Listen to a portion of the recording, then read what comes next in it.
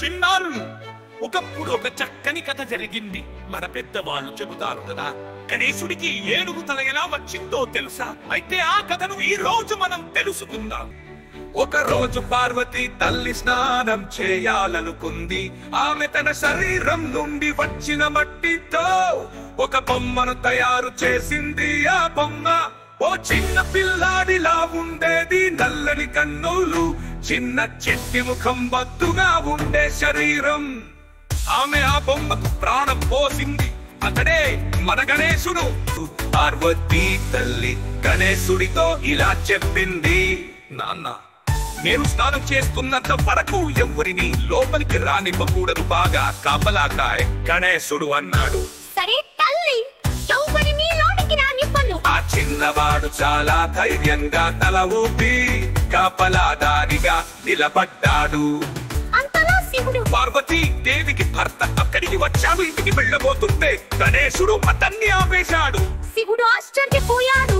నువ్వు నా ఇంట్లోకి నన్ను ఎందుకు ఆపుతున్నావు? గణేశుడు ధైర్యంగా అన్నాడు, తల్లి చెప్పింది లోపలికి ఎవరిని రానివ్వకూడదట. శివుడోపంగా ఆ చిన్నవాడు ఎవరో కూడా తెలియక కోపంతో గణేశుడి తల నరికేశాడు. గణేశుడు కింద పడిపోయాడు. పార్వతి తల్లి స్నానం ముగించుకుని బయటకు వచ్చి ఈ దృశ్యం చూసి హృదయం పగిలిపోయింది. ఆమె ఏడ్చింది, ఇతను నా బిడ్డ, నీ వల్ల చనిపోయాడు. శివుడు చింతిస్తూ అన్నాడు, క్షమించు పార్వతి, నాకు తెలియదు, నీకు మాట ఇస్తున్నాను, నీ బిడ్డను తిరిగి బ్రతికిస్తాను.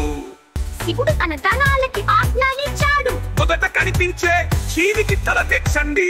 మనాలు అడవిలో వెతికారు. మొదటగా ఒక పెద్ద ఏనుగు కనిపించింది.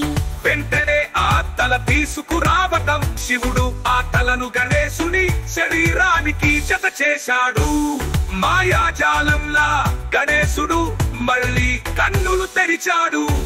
ఇప్పటి నుండి ఎవరు ఏ దేవుణ్ణైనా పూజించడానికి ముందుగా నిన్నే పూజించాలి. ఆ రోజే గణేశుడు అయ్యాడు విఘ్నేశ్వరుడు.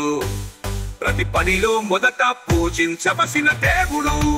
తల్లి నరికిన చిన్నారులు, ఈ కథ మనకి చెప్పేది ఏమిటంటే, తల్లిదండ్రుల మాట వినాలి, ధైర్యంగా ఉండాలి, కర్తవ్యం నిబద్ధతతో చేయాలి.